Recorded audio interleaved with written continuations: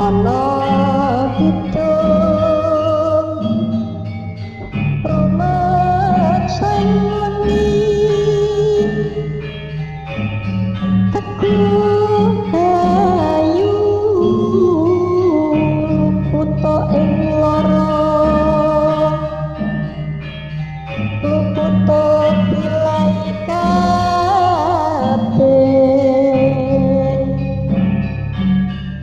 jin setan tatan purun. Halo sobat semua, terima kasih sudah hadir di channel Pasar Horor PHC. Terima kasih sudah memberi like, terima kasih sudah berkomentar, dan terima kasih sudah subscribe channel ini. Kisah saat ini tentang hilangnya pekerja bangunan pada saat menjalankan tugasnya. Apa dia pergi begitu saja dari tanggung jawabnya? Atau dia mendadak pulang kampung karena ada kepentingan yang mendadak? Namaku Dibyo, bekerja di salah satu perusahaan kontraktor dalam membangun gedung pencakar langit, gedung perkantoran, hotel, mall, dan gedung-gedung skala besar lainnya. Perusahaanku di seputar Jakarta, namun cakupan wilayah yang kami bangun bisa di mana saja. Perusahaanku terbagi menjadi beberapa divisi, dan aku beserta 9 pekerja lainnya berada di divisi pengecoran dan penembokan. Pagi ini, timku sudah siap di lokasi pembangunan bakal mall di Bilangan, Jakarta Selatan. Berdasar surat tugasnya menyelesaikan pondasi di area ini, sementara tiang pancang atau pasak bumi dan kerangka besi yang sudah terjalin sudah siap ditimbun dengan beton curah. Perusahaan kami memang cukup profesional. Pemasangan pasak bumi dan pembuatan kerangka besi ada divisi sendiri, pengecatan ada divisi tersendiri juga, termasuk beberapa divisi yang lain. Untuk proses pengecoran, kami didukung truk-truk khusus yang orang biasa sebut concrete mixer truck. Yang cara kerjanya sama dengan molen, hanya bedanya pada jumlah perproduksinya yang besar. Jam 7:30, aku dan 9 orang yang lainnya berdoa sebentar sebelum mengawali pekerjaan. Setelah itu, kami pun menempati posisi masing-masing sesuai tugasnya. 6 orang di bagian pondasi, dan 4 orang di bagian keempat pilar yang berdiameter 3 meter tersebut. Sementara truk-truk pengaduk sudah berderet untuk segera menyuplai beton curah dengan pipa belalai. Pak Karman selaku pimpinan divisiku memberi tanda untuk segera dimulai. Proses pengecoran ini tidak boleh berhenti karena menjaga agar hasil cor tidak berongga dan rata. Jadi, kami yang di dalam menangani pengecoran ini dapat dipastikan tidak ada jam istirahat siang. Singkat kata, agak sorean baru selesai dan tinggal tunggu proses pengeringan yang dilakukan oleh divisi lain. Ku tengok jam di HP-ku di angka jam 3:15 menit. Setelah kami evaluasi sebentar, aku pun berjalan ke warung makan yang letaknya di seberang jalan dari lokasi proyek.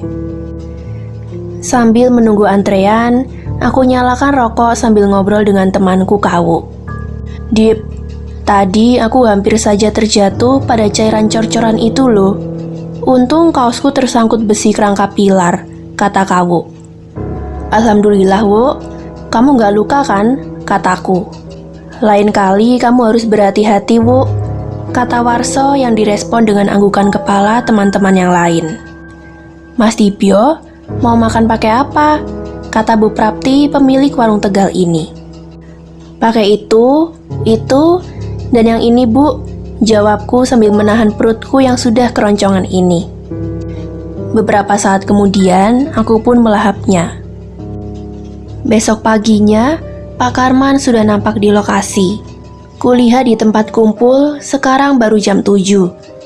Lalu setelah mengganti pakaian dengan pakaian kerja, aku lihat tugas hari ini, yakni pengecoran lantai dasar bagian depan area mall itu, termasuk mengecor 4 pilarnya. Aku kebagian di sisi kiri depan lantai dasar, sedangkan 5 orang lainnya di sisi yang berbeda. Termasuk juga keempat pilar itu dijaga oleh masing-masing satu orang. Seperti biasanya, setelah truk-truk pengaduk semen itu siap, kami pun diminta menempati posisi masing-masing. Ketika peluit Pak Karman berbunyi, beton cair itu mulai dialirkan ke blok-blok yang sudah direncanakan. Mengingat luasnya tidak sebesar kemarin, kupikir palingan jam 12 nanti sudah kelar.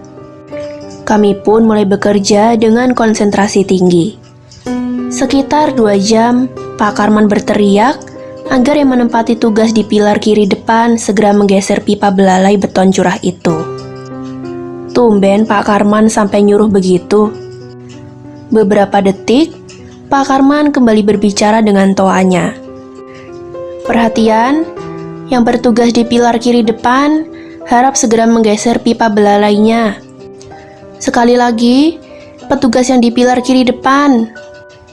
Posisiku yang terdekat dengan pilar yang dimaksud mau tidak mau melongo ke arah atas.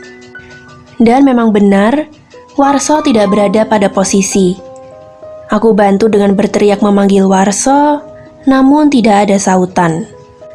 Aku pun kembali meneruskan tugasku kalau tidak ingin hasilnya jelek. Pak Karman bergegas menaiki pilar itu, lalu menggeser pipa belalai yang terhubung ke truk pengaduk. Belum sore, proses itu pun selesai. Aku berjalan sambil mengelap keringat di wajah, leher, serta tanganku, sementara teman-teman menuju ke ruang ganti. Namun aku bergegas ke warungnya Bu Prapti. "Bu, ngeliat Warso nggak?" tanyaku. "Enggak tuh mas, dari pagi aku belum bertemu," saut ibu penjual itu. Aku pun segera ke ruang ganti. Di situ Pak Karman bertanya pada semua pekerja termasuk Pak Satpam. "Apakah ada yang melihat Warso pergi atau berjalan begitu?" tanya Pak Kepala Divisi tersebut. Aku dan lainnya sontak menjawab tidak melihatnya. Sudah beberapa hari ini kalau ku amati, Warso mulai agak kurang semangat. "Apa dia ada masalah?" tanya Pak Karman lagi.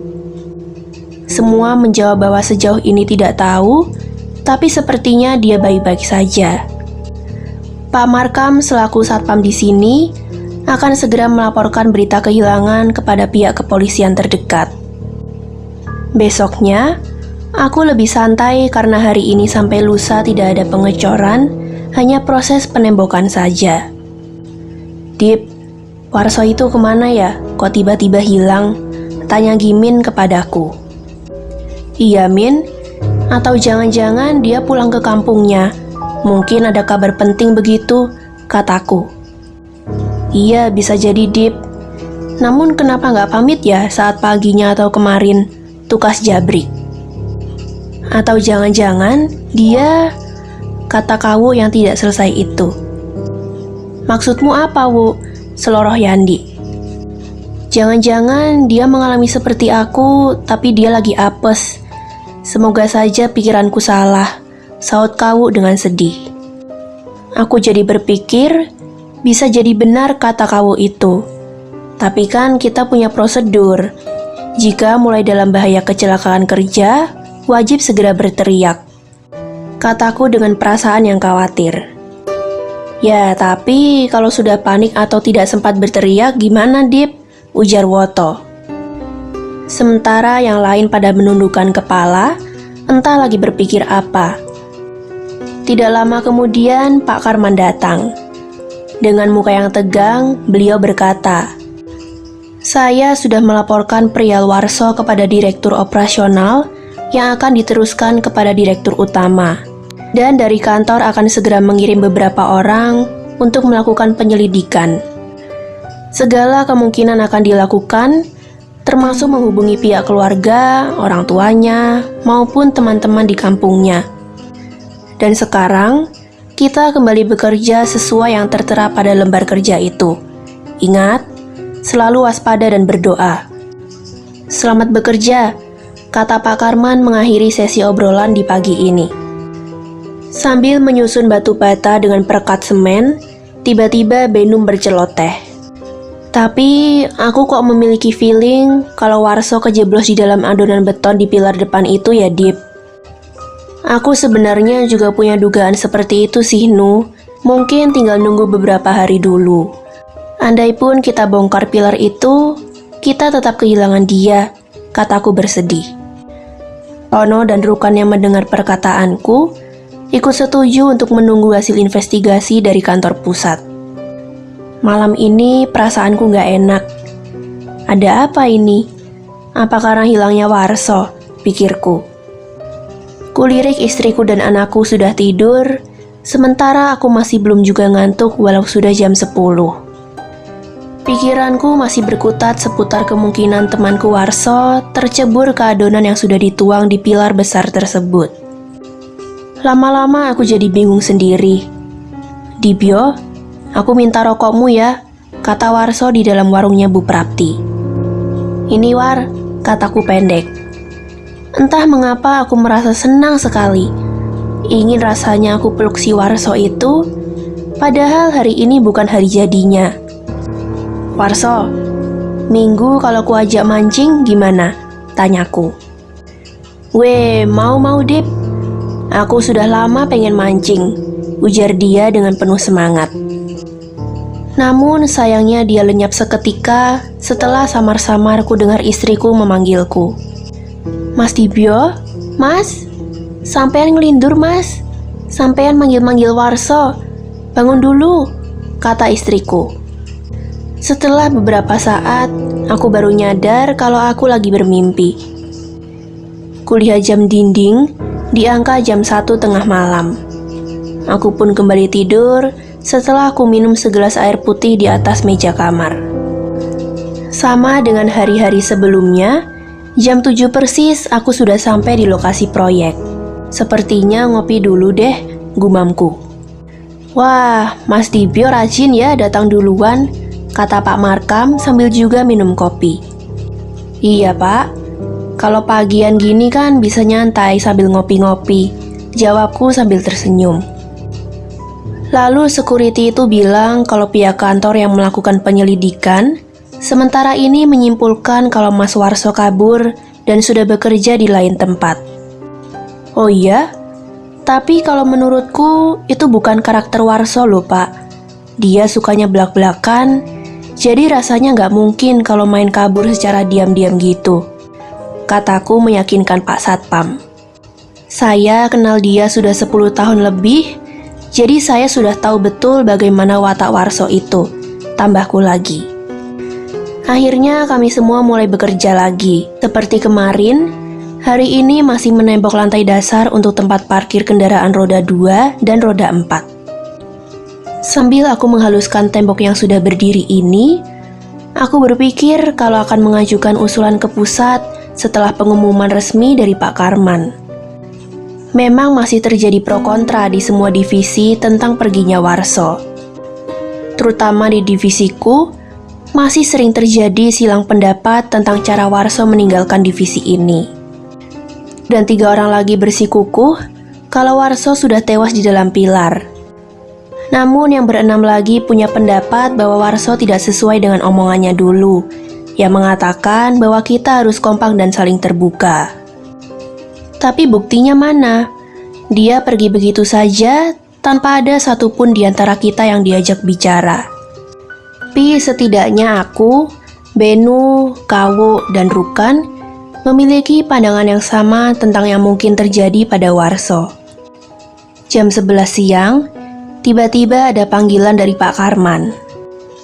Harap segera kumpul di ruang ganti sekarang juga, kata Pak Karman dengan bantuan megafon atau orang biasa sebut toa.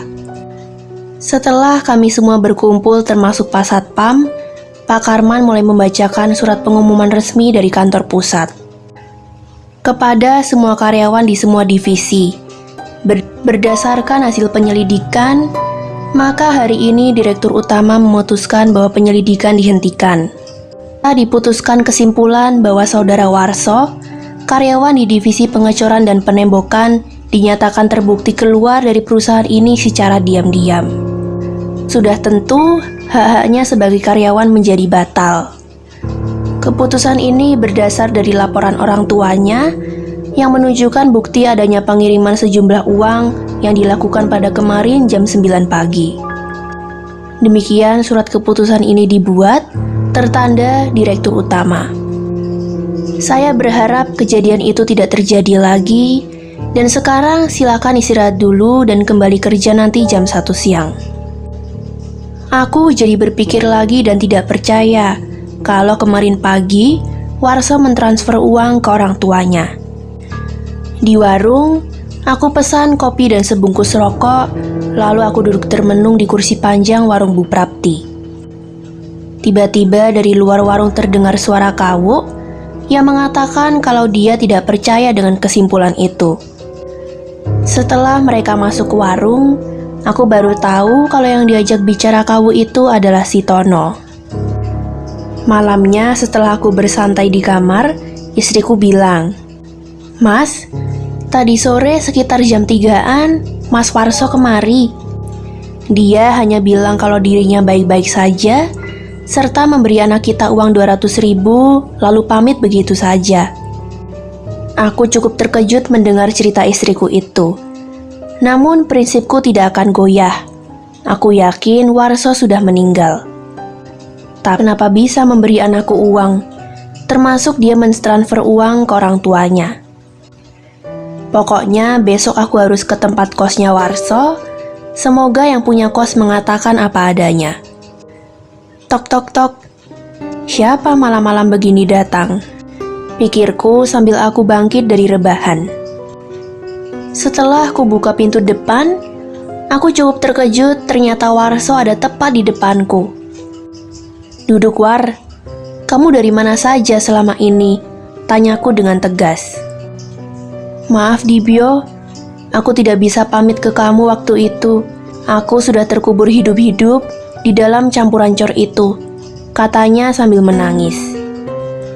Aku sangat terkejut akan perkataan dia, tapi kenapa kok sekarang bisa datang ke rumahku, kataku dalam hati. "Sudah Mas, sudah. Bangun Mas Dibyo, Mas." Tubuhku terasa ada yang mengguncang dan ternyata aku bermimpi lagi tentang Warso. "Kamu itu mengigo sambil berteriak loh Mas. Sekarang cepat minum sana Mas Dip," kata istriku.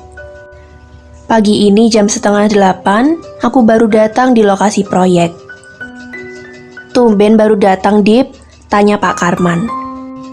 "Iya Pak, semalam saya bermimpi lagi tentang Warso. Semalam itu dia bilang kalau dirinya terkubur hidup-hidup di pilar itu," kataku sambil menunjuk ke arah yang kumaksud. "Kalau kamu punya bukti nyata, ajukan saja ke atas Mas," kata Pak Karman mendukung pemikiranku. Hati saya tetap mengatakan kalau Warso tewas di pilar itu. Faktanya juga sudah jelas. Dari pagi dia bekerja dengan baik, dan tiba-tiba jam 10-an sampean menyuruh menggeser pipa itu, tapi tidak ada reaksi dari atas. Bukankah itu bukti nyata? Di saat itu, dia terperosok ke dalam kubangan penuh beton cair itu kan Pak? Kataku mulai meninggi. "Coba, logika sampean bagaimana?" Ujarku mencoba menekan pendapat dia yang bagiku itu tidak benar. "Sekarang maumu apa?" tanya dia yang tidak kalah tegasnya. "Bongkar lagi satu pilar itu, biar sampean bisa melihat sendiri kalau rekan saya masih di dalam situ," kataku semakin meninggi. "Tidak semudah itu Mas, ada prosedur tetapnya jika urusan bongkar-membongkar yang sudah kita bangun. Lagi pula kalau tidak ada bukti, kamu siap mengganti biaya pembuatannya," kata dia lagi. "Saya siap dituntut dan siap dipenjara jika tidak ada bukti," kataku dengan emosinya. Pak Karman segera mengambil HP di sakunya, lalu menelpon sambil berjalan ke ruang ganti. Sedangkan aku dan teman-teman menuju ke posisi masing-masing yang kemarin masih belum selesai. Sekitar jam 10-an, di saat aku merapikan tembok yang kemarin bangun, tiba-tiba dari arah atas, tepatnya di pilar kiri depan, nampak Warso lagi berada di sana. Dia hanya terdiam membeku tanpa ekspresi. Aku terus memperhatikan dia, sementara di sampingku ada Yandi yang ikut menyaksikan kejadian aneh itu. Hanya sekitar 2 menit, mendadak sosok Warso itu bergerak masuk ke dalam pilar beton yang sudah agak mengering. Dip, itu hantu Warso. Apa itu menunjukkan kalau dia terpeleset lalu ambles ke cor-coran itu ya? Ucap Yandi yang ternyata juga ada Tono di dekatnya. Aku tidak menjawab pertanyaan Yandi, aku hanya terdiam sambil meneruskan bekerja. Tepat jam 12, kami pun mulai berjalan menuju ke warung satu-satunya di dekat sini. Namun aku rupanya dipanggil oleh Pak Karman di depan ruang ganti. Aku pun kembali arah, menyeberang dan memasuki ruang ganti tersebut. Ada apa lagi Pak Karman? Tanyaku pada dia. Usulmu diterima Pak Direktur, dengan catatan, jika ternyata pembongkaran pilar itu tidak diketemukan mayat Warso, kamu akan dipenjarakan. Namun, jika ternyata dugaanmu benar, maka kamu akan menggantikan posisi saya sebagai kepala divisi ini, tandas Pak Karman. Besok jam 9 pagi, akan diadakan pembongkaran pilar tersebut. Disaksikan oleh Pak Direktur sendiri, tim investigasi, petugas dari Polsek, dan tim medis. Silakan berkas ini kamu tanda tangani sekarang juga. Aku pun segera menandatanganinya, lalu berjalan menuju warung makan Bu Prapti. Aku yang sedari pagi sudah siap di lokasi, kulihat orang kantor, polsek, dan 1 ambulans mulai berdatangan. Semua mengamati pilar yang akan dibongkar itu, termasuk pekerja khusus ahli membongkar beton juga sudah di dekat pilar itu. Tepat jam 9, alat perontok beton mulai dioperasikan untuk memecah beton yang sudah agak kering. Dan memang benar, pilar tersebut walau nampak luarnya sudah kering, tapi bagian dalamnya masih basah walau sudah agak mengental. Alat penyedot pun mulai menarik gumpalan-gumpalan beton itu hingga terus ke arah bawah. Dan ketika sudah sedikit melewati separuh, alat penyedot itu dimatikan. Nampak pekerja itu menunjuk sesuatu di dalam beton yang masih lembek itu. Aku yang sedari tadi hanya melihat, aku yakin itu mayat Warso sudah diketemukan. Dan memang benar kataku, satu sosok yang sudah kaku diturunkan oleh beberapa pekerja, lalu disambut beberapa perawat dari tim medis. Dan siang ini juga, aku diajak Pak Karman untuk menuju ke kantor pusat. Hampir 1 jam, aku pun sampai di kantor pusat. Aku langsung diajak direktur operasional untuk menemui Bapak Direktur Utama. Pak Dibyo, terhitung mulai hari ini, saya akan memberimu tanggung jawab yang lebih luas lagi. Kamu sebagai kepala divisi pengecoran menggantikan Pak Karman, jadikan divisimu lebih profesional lagi dan jangan ada lagi kejadian-kejadian yang tidak kita kehendaki. Selamat Pak Dibyo. Sampai di sini dulu kisah dari Pak Dibyo. Semoga kisah ini bisa dipetik hikmahnya dan semoga sobat semua terhibur. See you soon. Bye.